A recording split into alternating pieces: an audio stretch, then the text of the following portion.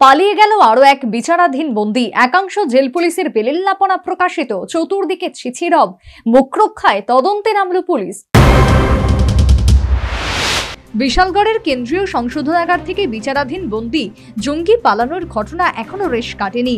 এই ঘটনায় বন্দী স্বর্ণকুমার ত্রিপুরাকে পাকড়াও করতে হাবুডুবু খাচ্ছে পুলিশ। গত 14 মে কেন্দ্রীয় সংশোধনাগার থেকে জঙ্গি স্বর্ণকুমার ত্রিপুরার পলায়নের ঘটনা প্রকাশ্যে আসে।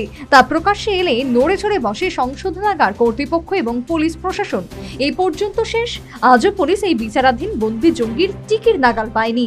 এই ঘটনার 15 দিন কাটেনি, একাংশ জেল পুলিশের বেলেল্লাপনায় এবার আরো এক বিচারাধীন বন্দী কাঁচকলা দেখিয়ে পালিয়ে গেল। মঙ্গলবার জিবি হাসপাতালে চিকিৎসারত বন্দী পাহারারত থাকা করিতকর্মা জেল পুলিশকে চমক দিয়ে বৃদ্ধাঙ্গুষ্ঠ দেখিয়ে পালিয়ে যায়। পলাতক বন্দীর নাম প্রদীপ সরকার বলে জানালেন সংশ্লিষ্ট কর্তব্যরত করিতকর্মা জেল পুলিশ তপন দাস।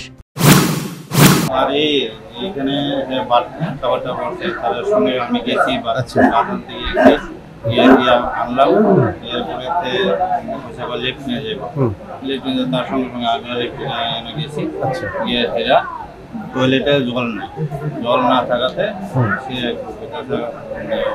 জল নাই, আমারও মানে এখানে টয়লেটে এখানে আমি আসছি আমার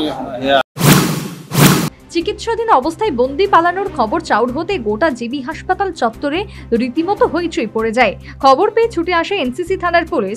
তদন্তের পর অবশ্য পুলিশ ফিরে গেছে। পলাতক বন্দির সন্ধানে আশপাশ এলাকায় সন্ধান চাইলেও তার টিকিট নাগাল পাওয়া যায়নি।